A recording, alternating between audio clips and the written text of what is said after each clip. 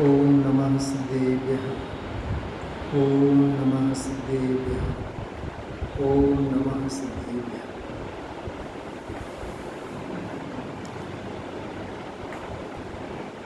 परम भक्ति अधिकार 139મી ગાથા।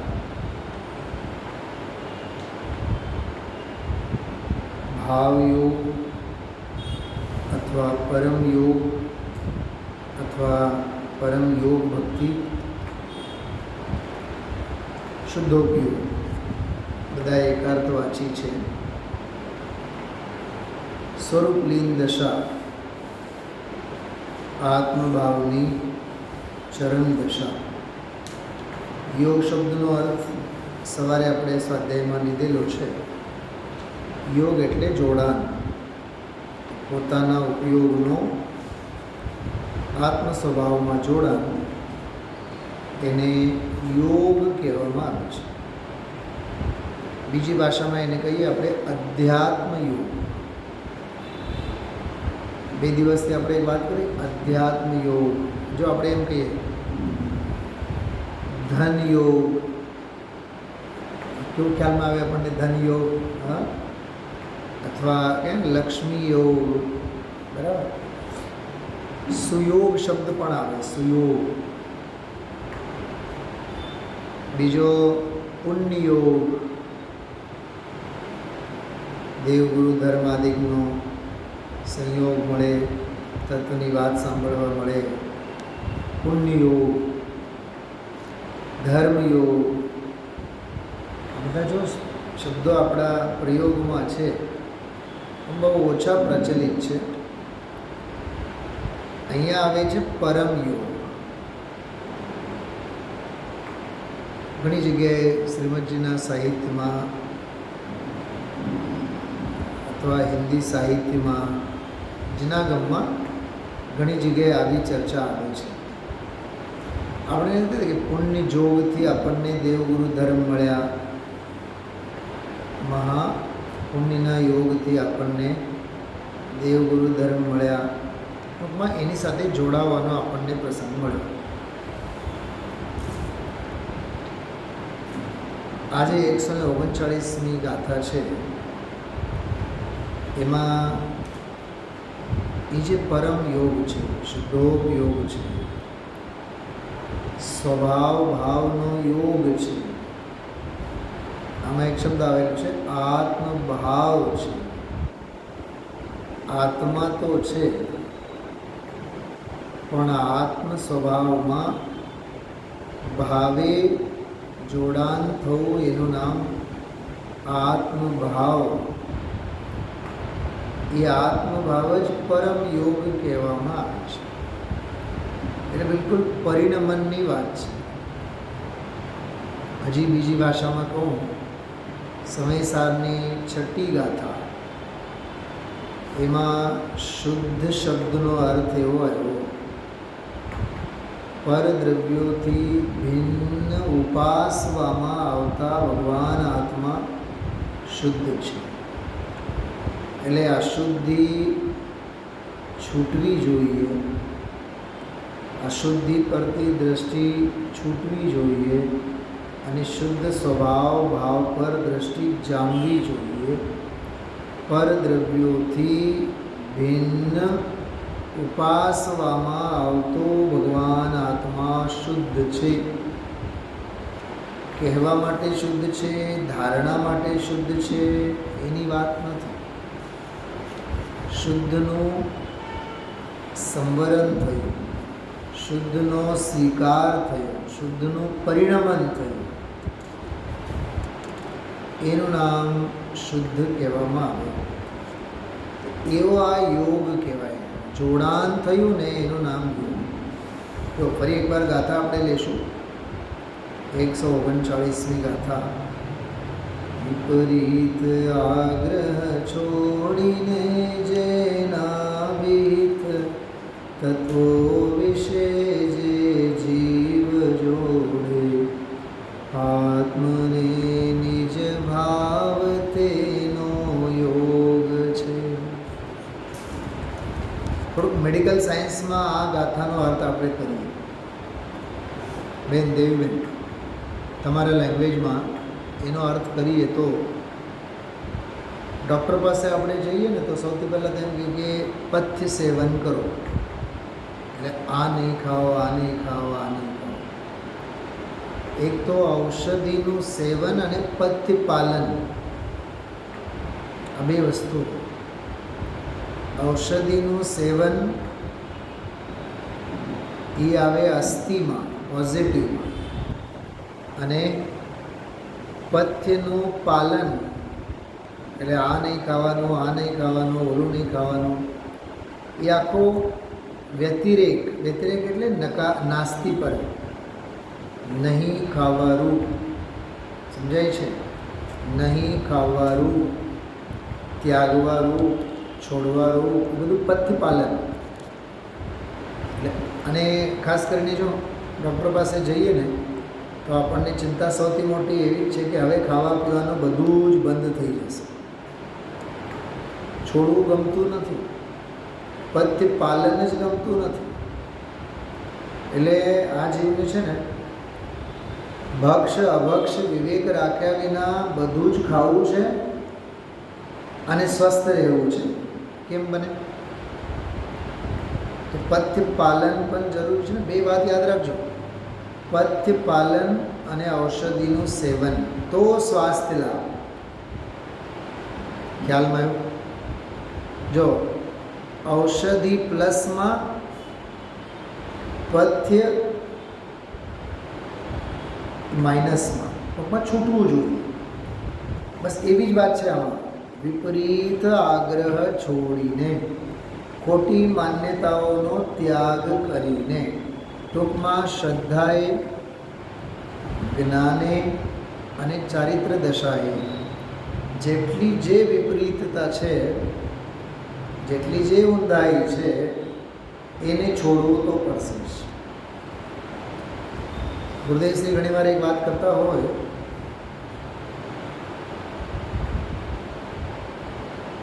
મિથ્યાત્વને આજે છોડ, કાલે છોડ, અનંતકાળ પછી છોડ. પણ છોડ્યા વિના છૂટકો તો નથી જ. શ્રદ્ધાની વિપરીતતા, મૂળતા, આજે છોડો, કાલે છોડો, અનંતકાળ પછી છોડો, પણ એ મૂકવું તો પડશે જ. તો આ પથ્ય પાલનવાળો પ્રકરણ છે. વિપરીત આગ્રહ છોડીને, એનો હજી થોડોક વિસ્તાર કરીએ આપણે. વિપરીત આગ્રહ એટલે શું રાજુભાઈ? વિપરીત આગ્રહ એટલે નિમિત્તોથી કાર્ય થાય છે. દેવગુરુ ધર્મ મને મળ્યા એટલે ધર્મ થઈ જશે, વિપરીત આગ્રહ છે. શાસ્ત્રો વાંચવાથી સમ્યક દર્શન થાય કે જ્ઞાન થાય, વિપરીત આગ્રહ છે. એટલે જેટલી જે બધી બહારની ક્રિયાઓ છે ને, જે ક્રિયાઓની ઓથે આપણે ધર્મ માનીને બેઠા છીએ. શત્રુંજય પાલિતાનાની યાત્રા કરીએ, હા તો ભાવ ઘટે. શિખરજીની યાત્રા કરીએ એટલે મોક્ષ તો પાકું છે. આ બધી જ માન્યતાઓ વિપરીત આગ્રહ છે. એને બીજી ભાષામાં કહું, સિદ્ધાંતો સંબંધી જેટલી જે ભૂલો છે તે બધી વિપરીત આગ્રહના નામે ઓળખાય છે. નિમિત્તની ભૂલ હોય, ઉપાદાનની ભૂલ હોય, ક્રમબદ્ધની ભૂલ હોય, કરતા અકર્તાપનાની ભૂલ હોય, સિદ્ધાંતથી વિરુદ્ધ જેટલું જે કાંઈ વાણી વર્તનમાં વિચારમાં છે એ બધું જ વિપરીત આગ્રહ છે. ખ્યાલમાં આવ્યો? મન વચન કાયા વડે પરદ્રવ્યો સાથે, દ્રવ્ય કર્મ, ભાવ કર્મ, નો કર્મ સાથે જેટલી જે કાંઈ પ્રવૃત્તિ છે એ બધો વિપરીત આગ્રહ છે. તો વિપરીત આગ્રહને છોડીને, એટલે ખોટું જે છે, મિથ્યા જે છે, છોડવું તો પડશે જ. જો દેહમાં દેહાધ્યાસ છોડવું પડશે. ધનજીભાઈ શું કીધું? દેહમાં દેહાધ્યાસ છોડવું પડે. સંયોગોમાં પોતાપણાની બુદ્ધિ છોડવી પડે. ખ્યાલમાં આવ્યું? પર પ્રત્યે કર્તાપણાની બુદ્ધિ છોડવી પડે. નિમિત્તોથી કાંઈ થાય એવી જે માન્યતા છોડવી પડશે. શરીરને હું રાખું છું તો રહે છે એ માન્યતા છોડવી પડે. હું એને મૂકી દઈશ તો મારી ત્યાગની ભાવના એને છોડવું પડે. ટૂંકમાં આ બધા વિપરીત અભિપ્રાયો છે. હજી એક વાત સાંભળો કે હું પરનો ત્યાગ કરું અથવા કરી શકું છું. આનો અર્થ શું થયો ખબર? પરને હું છોડું છું, ધંધાને હું છોડું છું, વ્યાપારને હું છોડું છું, અભક્ષ ભક્ષણને હું છોડું છું, અને ઘર પરિવારને હું છોડું છું. શું એ આપણા આધીનમાં છે? બધા આપણું સ્વામિત્વ એમને મંજૂર છે? ખ્યાલમાં આવે છે? 38મી ગાથા 34મી ગાથા સમય સામે પરદ્રવ્યનો ત્યાગ કહેવો એ તો નામ માત્ર છે. દુકાન કોણ છોડે? દુકાન તો છૂટેલું જ છે. આપણે માનીએ છીએ. શું માનીએ છીએ? દુકાન મારી. દુકાનને તો પૂછો, દુકાનને પૂછો કે તમને કોઈનો સ્વામિત્વ મંજૂર છે? ખ્યાલમાં આવે છે? દુકાનને કોઈની ગમે તે આવીને બેસે ને પેઢીએ, એને શું લેવું દેવું છે? ગુરુદેવશ્રી એના માટે એક બહુ સરસ વાત કરે. અનાદિકાળથી અનંત પદાર્થોને તું પોતાને માનીને પરિણમે છે. ઓલી અનંતા વસ્તુઓમાંથી એક પણ વસ્તુને પૂછી જો, તમે મને મારું કેટલું માનો છો? આ તો જાનમાં કોઈ જાને નહીં, અને હું વરની ફઈ થઈને ફરવાના ધંધા છે. આપણા હાથમાં, આપણા સ્વામિત્વમાં તો કાંઈ આપણું ધનીપત્તું પણ તો છે જ નહીં ને. ખ્યાલમાં આવે છે? એટલે વસ્તુ સ્વભાવથી વિપરીત જેટલા જે વિચારો છે એને અભિનિવેશ કહેવાય, એને દુરાગ્રહ કહેવાય, એને આગ્રહ કહેવાય, એને કદાગ્રહ કહેવાય, એને મિથ્યાત્વ કહેવાય. એટલે નિમિત્ત ઉપાદાનના સંદર્ભમાં, નિશ્ચય વ્યવહારના સંદર્ભમાં, ક્રમબદ્ધના સંદર્ભમાં જેટલી જે કાંઈ તત્વથી વિપરીત વિચારસરણી, વિચારધારા છે એ બધું જ વિપરીત આગ્રહમાં આવી જાય છે. ખ્યાલમાં? કોરોનાના કાળમાં 14 દિવસ ક્વોરન્ટાઇન થઈને ઘરે રહ્યા. બોલો, હવે એને શાક લેવા જવું જોઈએ કે દૂધ લેવા જવું જોઈએ? અરે બહાર જ નીકળવાની ના છે ને. ઘરની બહાર જ નહીં નીકળવાનું. ખ્યાલમાં આવ્યું? અને ઘરે જે છે એમની સાથે પણ દૂર દૂર સોશિયલ ડિસ્ટન્સ સાથે રહેવાનું. ને અમે તો મંદિરે જશું. બોલો, મંદિરે જવાની પણ ના હતી કે નહીં? મંદિરે નહીં જાઓ, પોતાનામાં રહો. એમપીમાં જબલપુર છે, જબલપુર. હમણાં 6-8 મહિના પહેલાં હું જ્યારે ગયો હતો ત્યારે મને એક વાત ખબર પડી કે ત્યાં અભિષેક કરનારા જે બધા 4-5 હતા ને આગ્રહી, બધાને જેલમાં પૂરી નાખ્યા હતા. ક્યાં ગયા ભગવાન મહાવીર? પણ એ ક્રિયાનો જ આગ્રહ હતો ને. હા, અચ્છા, મને બીજો એક સવાલ છે. જેને પ્રક્ષાલનો આગ્રહ હોય, જેને બાહ્ય પૂજાનો આગ્રહ હોય, સ્થૂળ ક્રિયાનો આગ્રહ હોય, એને સ્વાધ્યાયનો એટલો આગ્રહ હોય છે ભાઈ? હા, હિન્દી સમજમાં આ રહી? ગુજરાતી? ગુજરાતી છે. અચ્છા અચ્છા અચ્છા. આપણે મળ્યા હતા ને બધા? હા, કૃણાલ. હા હા, કૃણાલ, ખ્યાલ આવ્યો. બાહ્ય સ્થૂળ ક્રિયાનો જેટલો આગ્રહ હોય છે. ચલો, સિદ્ધ ક્ષેત્રની વંદનાની જ વાત કરીએ, તીર્થ ક્ષેત્રની વંદનાની જ વાત કરીએ. સિદ્ધ ક્ષેત્રોની વંદના યાત્રાનો જેટલો આગ્રહ હોય છે, સિદ્ધ બનવાનો એટલો આગ્રહ હોય છે. બોલો ભાઈ ધનજીભાઈ. પ્રક્ષાલનો જેટલો આગ્રહ, પ્રક્ષાલ તો થવો જ જોઈએ, સમયસર જ થવો જોઈએ, ફલાનો ઢીકનો અને આમ અને તેમ, બરાબર.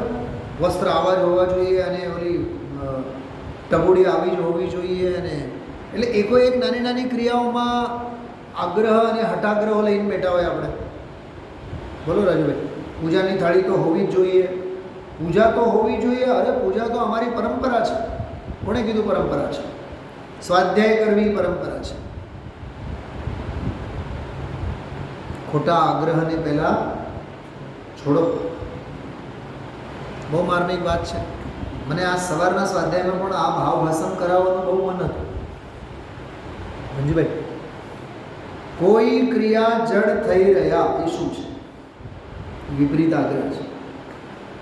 સીધો સવાલ છે આપણો. એક પૂજા, પ્રક્ષાલ અને યાત્રા વગેરેનો જેટલો આગ્રહ હોય છે એનો 10% પણ આગ્રહ સ્વાધ્યાયનો હોય છે. બોલો રાજુભાઈ. જેટલી નિયમિતતા પૂજામાં હોય છે એટલી નિયમિતતા સ્વાધ્યાયમાં છે. અને સ્વાભાવિક છે, પૂજા અને પ્રક્ષાલ વગેરે બહારની ક્રિયાઓમાં તો સ્થૂળ ઉપયોગ જોઈએ, આમાં તો ઉપયોગની સૂક્ષ્મતા જોઈએ. તો સૂક્ષ્મ ઉપયોગવાળું કામ તો આપણને અઘરું લાગે. સ્મારકમાં ભણે છે, હા, ખ્યાલમાં આવે છે. સમાજમાં કેવું અજ્ઞાન, વ્યવહારાભાસ, આ વ્યવહારાભાસ છે. કોઈ ક્રિયા જડ થઈ રહ્યા, શુષ્ક જ્ઞાનમાં કોઈ માને માર્ગ મોક્ષનો કરુણા ઉપજે જો. અને એમાં પ્રક્ષાલમાં હું તો મોટા ભગવાનનો જ અભિષેક કરીશ. પહેલાં નક્કી તો કર, ભગવાન મોટા અને નાના ક્યાં હોય છે? ભગવાન તો ભગવાન હોય છે. બોલો રાજુભાઈ, પોલ ખુલે છે કે નહીં આમાંથી? અચ્છા, ઘણા લોકો પોતપોતાની ક્રિયાકાંડો સાથે એવા ચોંટીને બેઠા હોય ચંદન ઘોની જેમ, માળા તો અમે ફેરવશું જ. હા, આ ફલાની પૂજા તો થવી જ જોઈએ, ફલાનો આરવી તો દેવો જ જોઈએ. આ બધો ભાઈ સાહેબ વિપરીત આગ્રહ છે. જો કુગુરુ કુદેવ કુધર્મ કે મિથ્યાત્વ વાળો આગ્રહ જ આગ્રહ નથી. વકીલ સાહેબ, દેવ ગુરુ ધર્મની પ્રભાવનાના ક્ષેત્રે ધાર્મિક ક્રિયાઓમાં પણ ખેંચતાન છે ને, એ વિપરીત આગ્રહ છે. આપણે કુગુરુ કુદેવ કુશાસ્ત્રથી તો છૂટી ગયા, પણ સાચા દેવગુરુ ધર્મના સંદર્ભમાં ક્રિયાઓના મહાભારતમાં આવીને ઊભા છે. બોલો કૃણાલ, આની સફાઈ કોણ કરે? ગુરુ કુદેવ કુશાસ્ત્ર સંબંધી તો એ તો છૂટી ગયું, એ તો બહુ દૂર રહ્યું ને. આપણે તો 2400ના ચરણોમાં આવ્યા ને, આપણે તો દેવગુરુ ધર્મના ચરણોમાં આવ્યા ને. પણ ક્યાં મિથ્યાત્વ છૂટ્યું નથી, માન્યતા છૂટી નથી. પાપની દુકાનો બંધ થઈ ગઈ, પુણ્યની દુકાનો ખોલીને બેઠા છે. શું સમજાય છે રાજુભાઈ? ખ્યાલમાં આવે છે કે વાત સમજાય છે? જૈન દર્શનમાં કોઈ ક્રિયાનો નિષેધ નથી, પણ ક્રિયા જડનો બધી રીતે નિષેધ છે. કોઈ ક્રિયા જડ થઈ રહ્યા, ક્રિયા જડ એટલે બસ ચલી આ રહી હૈ. સમજાય છે? બાપ દાદાની પરંપરાથી चली आ रही है और चलती रहेगी. કુલ પરંપરાથી જેટલી જે કાંઈ પરંપરાઓ ધાર્મિક ક્રિયાઓના નામે આપણે સમજીને એમાં ઇતિશ્રી માની લઈએ છીએ, એ બધો વિપરીત આગ્રહ છે. આવું આમ ઝીનું ઝીનું ઝીનું અંદરમાંથી આપણે કાંતવું જોઈએ અને પોતાને આત્મમંથન કરવું જોઈએ ને. હું ક્યાં અટકું છું? ગામનું ગામ જાણે, પણ હું ક્યાં અટકું છું એવો તો રિયલાઇઝ થવો જોઈએ. દેવીબેન સમજાય છે? Self realisation is the real knowledge. Self realisation is the real identification. હવે આત્મમંથન જ નથી, પોતાના ગુણ દોષો અંગે જીવ વિચારવા જ તૈયાર નથી, અને જિનેન્દ્ર ભગવાન જે કહે છે એને માનવા તૈયાર નથી. એટલે ગુરુદેવ આમાં બોલ્યા છે, અભ્યાસ કરતા નથી, તત્વ સાંભળતા નથી, પોતાના આગ્રહો છોડતા નથી. એટલે આ બહુ સરસ પ્રકરણ છે. વિપરીત આગ્રહ છોડીને પથ્ય પાલન છે. યાદ રાખજો, પથ્ય પાલન. ખોટું જે છે એ સ્વીકારો માં, ખોટું જે છે એ કરો માં, એનો આગ્રહ છોડો. કૃપાળુ દેવની ભાષામાં કહું ને, વિપરીત આગ્રહ છોડીને એટલે મતાર્થપણું છોડો. અને જૈનાભિહિત તત્વો વિશે જે જીવ જોડે આત્મને, આ આત્માર્થપણું છે. મતાર્થપણું છોડો, આત્માર્થપણું સેવો, સ્વાસ્થ્ય લાભ થયા વિના નહીં રહે. એનું નામ પરમયોગ. આખું પ્રિસ્ક્રિપ્શન છે. આ સ્પિરિચ્યુઅલ પ્રિસ્ક્રિપ્શન છે, આધ્યાત્મિક દવાની લિસ્ટ છે. આ છોડો, આમ કરો, આમ થશે. અને આ જ પ્રિસ્ક્રિપ્શન તો દુનિયાને ગમતી નથી. દુનિયાને આજ તો ગમતી નથી. એમાં પછી ક્રિયાઓના સંસ્કાર પડેલા હોય ને, એ તો છૂટે જ નહીં. અંજુભાઈ, હું તો બહુ વિચાર કરું, ઘણા લોકોને કેવા કેવા આગ્રહ હોય. હમણાં અમે લોકો 8-10 દિવસ ગયા હતા, ત્યાં બધા એવા બધા પરિણામો જોઈને આવ્યા છે. રોજ એક ભાઈ આવે, એ આજે 8મ છે, ફલાનો હરીફ કરો, આજે 14 છે, ફલાનો હરીફ લો. અરે સમય સંજોગ બધું જોઈને કરવાનું હોય કે નહીં? કેટલાક દૈનિક પાઠ હોય, સમજો મૂળ નાયક છે તો મૂળ નાયકને તો હરીફ તો લેવાનું જ હોય. પણ બધું લાંબુ આવી જોઈએ, ઓલું જોઈએ, આમે જોઈએ, તેમે જોઈએ, તો સામાજિક વ્યવસ્થા કેમ જળવાય? બતાવો.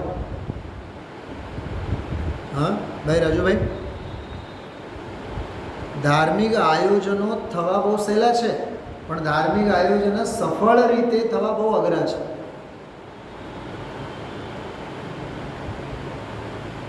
પરિશ્રમપરોમાં વિદ્વાન તરીકે વ્યાખ્યાન માટે બહાર જવું બહુ સહેલું છે. ગામ નગર મળવું બહુ સહેલું છે, પણ ત્યાં 10 દિવસ બધું નિભાવવું અઘરામાં અઘરું છે. ચણા ચાવા જેવો ધંધો છે આ. ખ્યાલમાં આવ્યું? બહુ માર્મિક વાતો છે. વિપરીત આગ્રહ છોડીને જૈનાભિહિત તત્વો વિશે. મારું તો મન હજી એમાં બહુ રમે છે. પોતાના દોષોનો સ્વીકાર નહીં કરવો, વિપરીત આગ્રહ છે.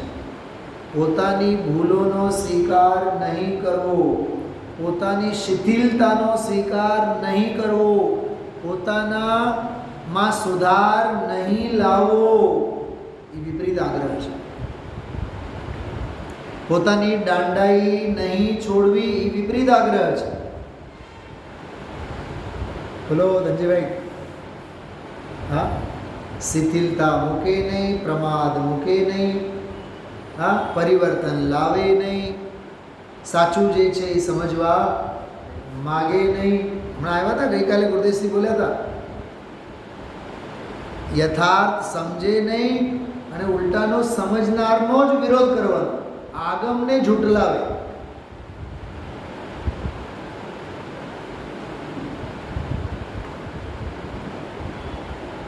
ખ્યાલમાં આવે છે? જીનવાણી માતા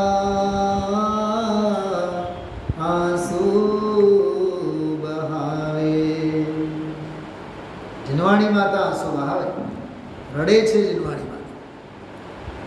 કોઈ વાંચે નહીં, કોઈ શાસ્ત્ર વાંચતા નથી, કોઈ પડે નહીં, કોઈ શાસ્ત્રને પડવા વાંચવા નથી માંગતો.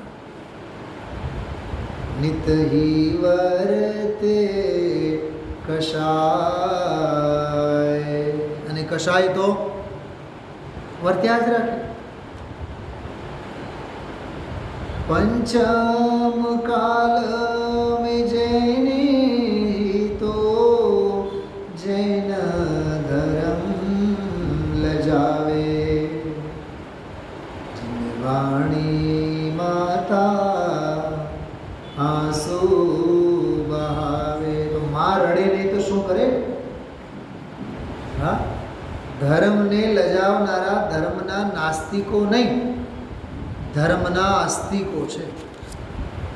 ધર્માત્માઓ જ બાહ્ય ક્રિયાકાંડોમાં માનીને બેસી ગયેલા એવા જીવો જ ધર્મનો આડંબર, ધર્મના ડોળ કરે, ધર્મના દંભ કરે, ધર્મથી પોતે ચૂત રહે અને સામેવાળાને પણ ખાડામાં લઈને ડૂબે. પોતે ભ્રષ્ટ, સામેવાળાને પણ ભ્રષ્ટ કરવાનો બધો વિપરીત આગ્રહ છે. વિપરીત આગ્રહ છોડીને જૈનાભિહિત તત્વો વિશે જે જિનેન્દ્ર ભગવંતો દ્વારા કહેલો તત્વ છે એમાં જે જીવ જોડે આત્મને નિજ ભાવ તેનો યોગ છે. બહુ સરસ ચર્ચા આમાં પ્રદેશે કરી છે. આપણે સવારે તો ઘણી ચર્ચા લીધી હતી. 230 નંબરનો કળશ જુઓ. તત્વેષુ જૈન મુનિનાથ મુખારવિંદ વ્યક્તેષુ ભવ્યજનતા ભવઘાતકેષુ त्यक्त्वा दुराग्रहमं जिनयोगिनाथ साक्षाद्युनक्ति निज भावमयं सयोग. सयोग તે યોગ કહેવાય. કોણ?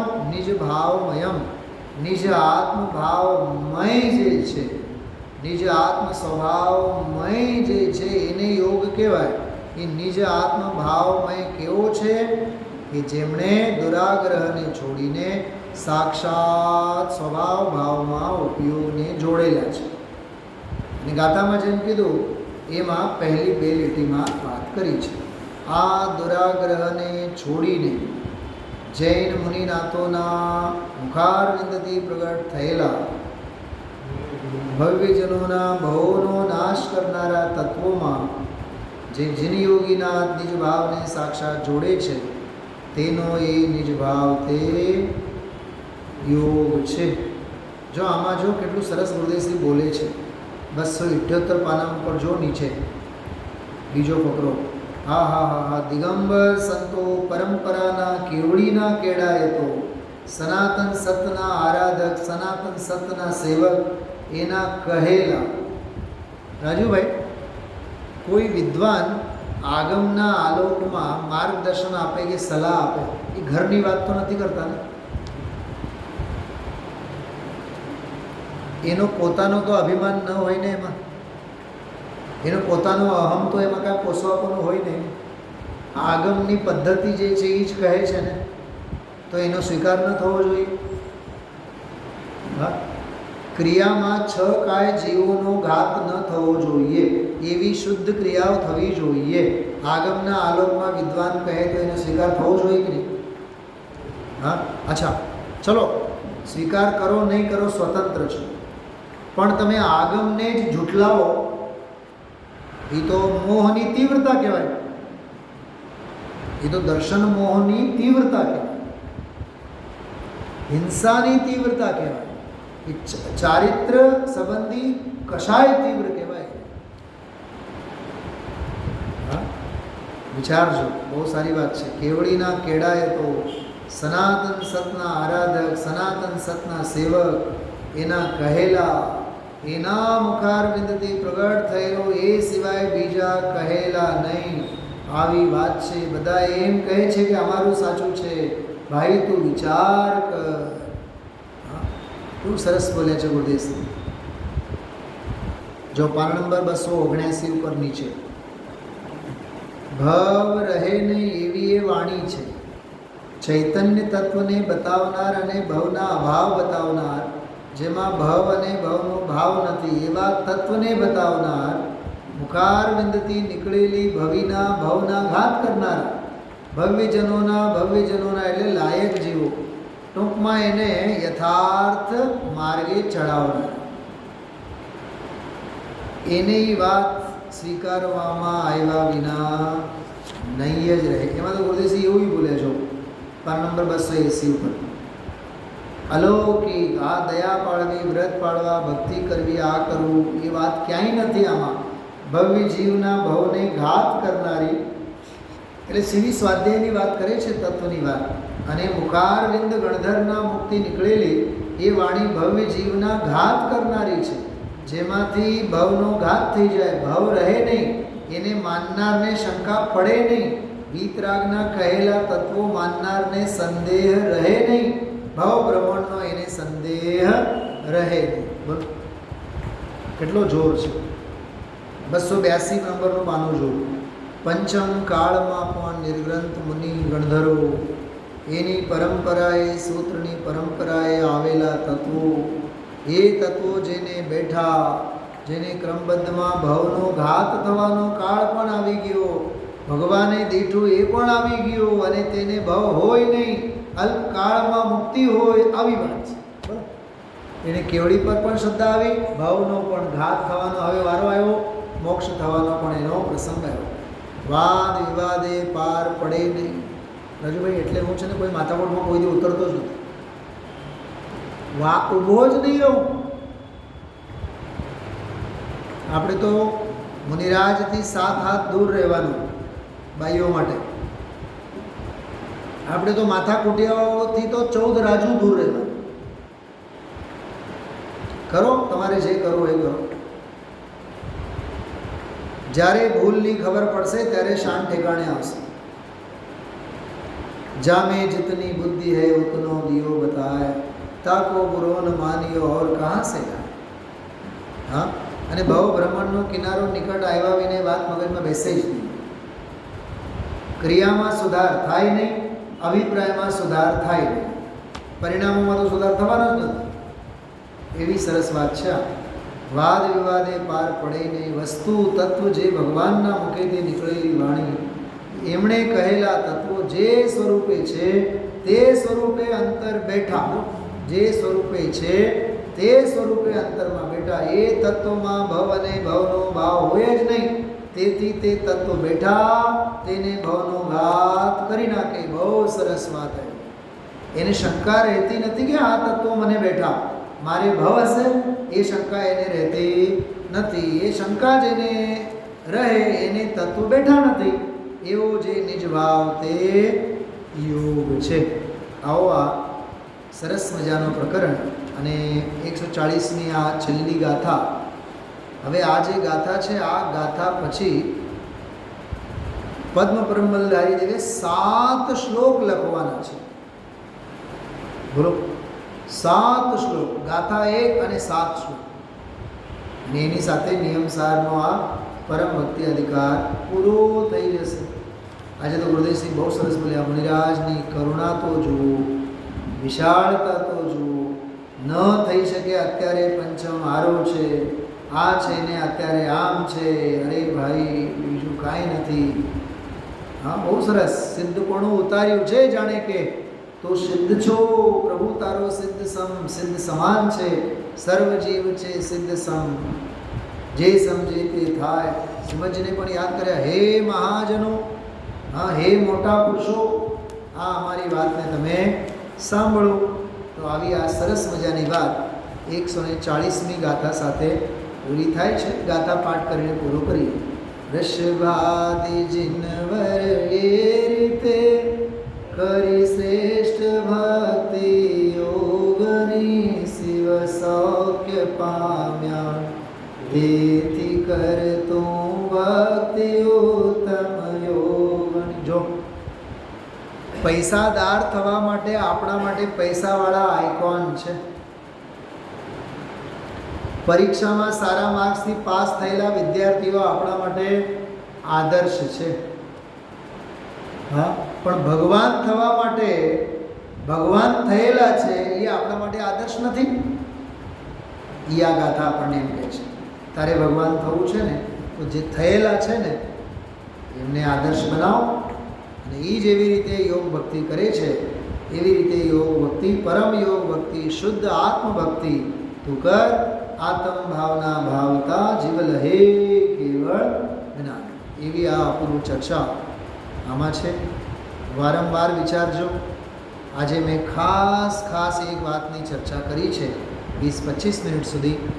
વિપરીત આગ્રહને છોડો. એને સરળ શબ્દોમાં કહીએ પરતિકસ. વિશ્વમાં બસ એટલું કરતો બસ. બાકી તો જેનો તેનો હોનહાર એની સાથે. ઓમ નમઃ શિવાય.